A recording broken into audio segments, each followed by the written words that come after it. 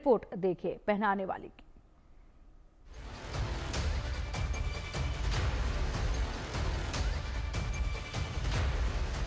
बेवफा सनम कातिल, सोनम का खूनी दिल।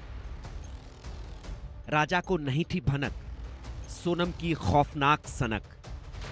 जिसने भरी मांग, उसकी ले ली जान, मंगलसूत्र की बलि। राजा को अपनी रानी यानी सोनम पर पूरा भरोसा था और इसी भरोसे का फायदा उठाकर सोनम ने ऐसी सनसनीखेज प्लानिंग की जिसके बारे में कोई सोच भी नहीं सकता था। इस कहानी की शुरुआत जितनी सनसनीखेज थी, क्लाइमेक्स उससे भी ज्यादा हैरतअंगेज है।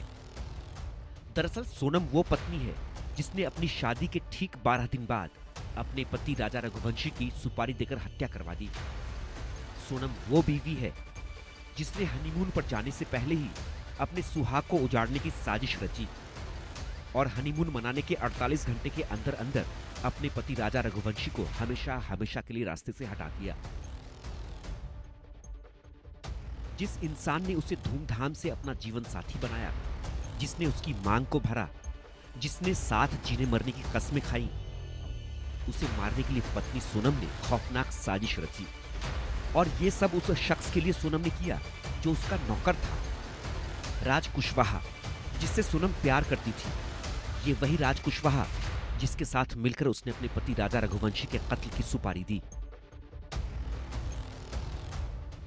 11 मई को सोनम और राजा की शादी हो रही थी और उधर साथ साथ राजा को रास्ते से हटाने की साजिश को अंजाम दिया जा रहा था।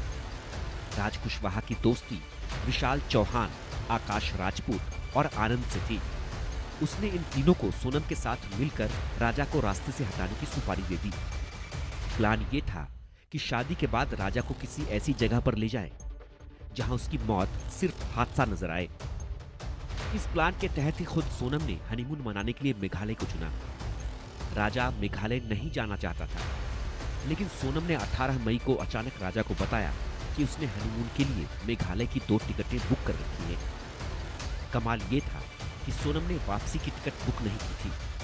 मेरी मांग यही है कि उनने इतना बड़ा अंजाम दिया, मिलके चारों पांचों ने मेरे बच्चे को इंसाफ चाहिए और उनको फांसी दी जाए, कड़ी से कड़ी सजा दी जाए और अभी भी पूछताछ जारी रखी जाए और भी उनके पीछे कोई होए तो वो सामने आए।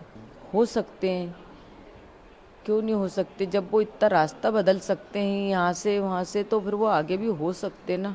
हमने उस चीज़ पे गौर नहीं करा ना, ध्यान ही नहीं दिया ना। मतलब कि अपन शक क्यों करेंगे? अपन किसी की लड़की लेके आ रहे हैं अपने लड़के के लिए, तो अपन तो जो उसका पुराना क्या बीता हुआ है उस पर तो अपना ध्यान जाएगा नहीं। अपन को तो नई खुशियाँ दिख रही थी ना, तो अपन ने तो नई खुशियाँ की तरफ ही ध्यान दिया था ना।